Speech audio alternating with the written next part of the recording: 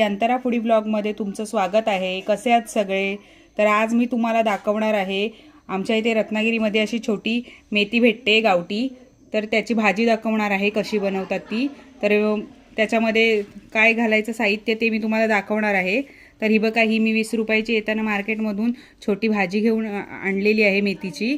आणि त्याच्यासाठी लागणारं मी साहित्य घेतलेलं आहे।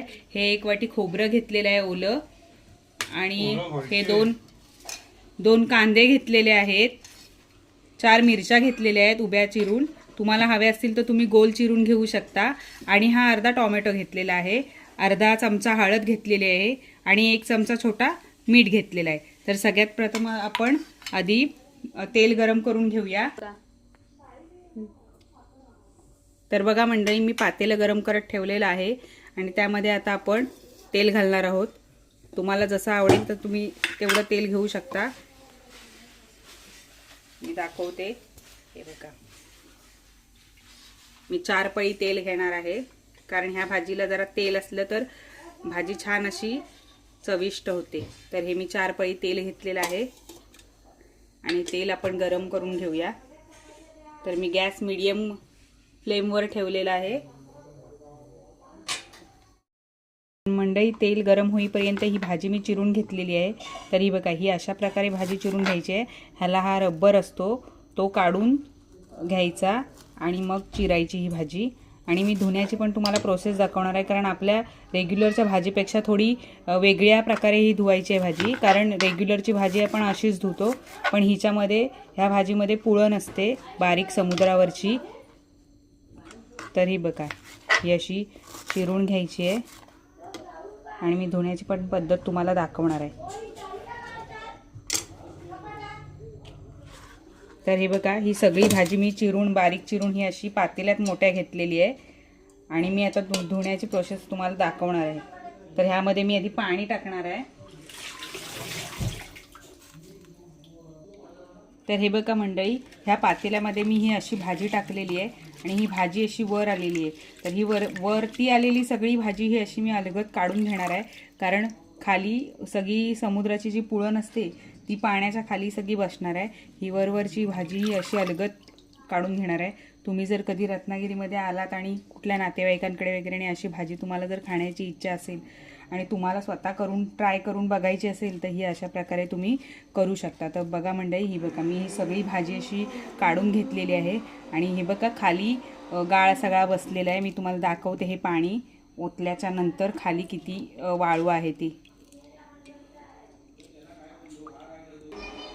तर बघा मंडळी, ही बघा, ही वाळू आणि ही सगळी जी असेल ती वरची शिल्क ती सगळी अशी निघालेली आहेत, म्हणजे पाण्याच्या खाली सगळी बसलेली आहेत। इतर भाजीपेक्षा थोडी वेगळ्या प्रोसेसने ही भाजी धुवायची, नाहीतर आपण रेग्युलरच्या भाजीसारखी जर धुवायला गेलो तर ही वाळू त्यामध्ये तशीच राहणार आणि खाताना सगळी आपल्या दाताखाली ही वाळू येणार।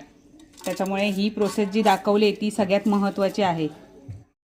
बघा मंडळी, ही अशी भाजी स्वच्छ मी धुवून घेतलेली आहे, 2 पाण्याने धुवून घेतलेली आहे। तुम्ही पण 2 पाण्याने स्वच्छ धुवून घ्या, म्हणजे ह्याच्यातली जी वाळू आहे ती सगळी क्लीन होते। तर आता आपण तेल तापलेलं आहे आणि त्यामध्ये आता आपण घालूया कांदा।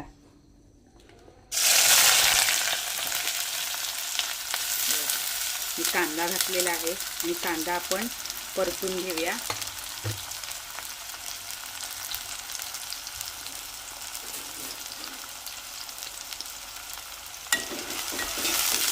गॅस मीडियमच ठेवणार आहे।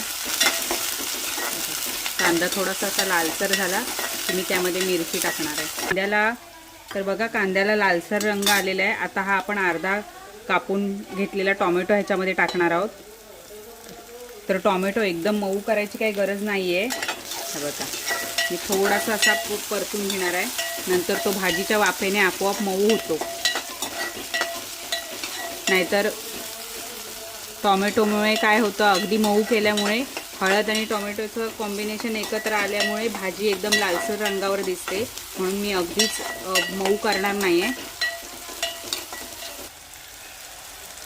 तर आता आपण ह्यामध्ये हळद टाकणार आहोत।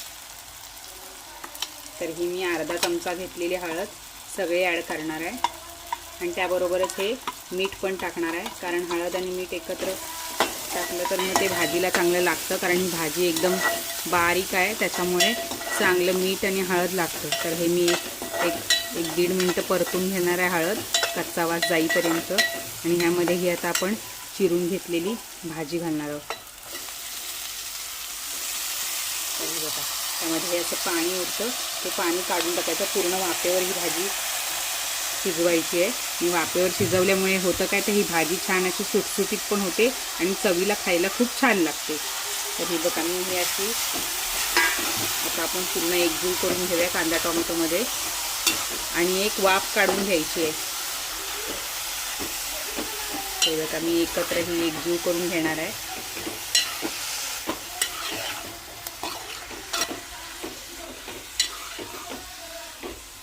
तर बघा ही अशी एकजीव झालेली आहे आणि मी आता 5 मिनिटं वाफेवर ठेवणार आहे.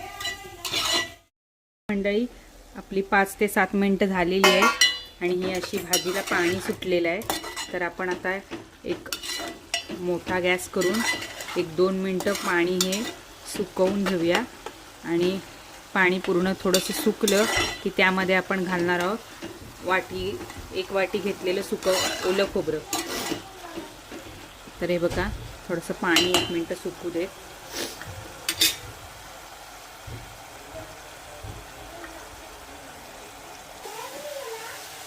तर बघा मंडळी हे पाणी थोडंसं सुकलेलं आहे आणि त्यामध्ये आता हे आपण 1 वाटी ओलं खोबरं घालणार आहोत. आणि हे असं ओलं खोबरं घालून हे असं एकजीव करूया.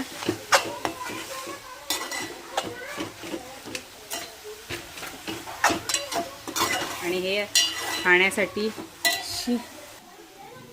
तर हे बघा मंडळी आपण हे पाणी सुकलेलं आहे आणि हे 1 वाटी खोबरं टाकून घेतलेलं आहे. आणि आता 1च मिनिट वाफ काढूया आणि खाण्यासाठी तयार आहे मेथीची भाजी. साठी रेडी आहे मंडळी मेथीची भाजी. तर कशी वाटली ती मला कमेंट बॉक्समध्ये नक्की सांगा. लाईक करा, शेअर करा आणि सबस्क्राईब करायला विसरू नका मंडळी.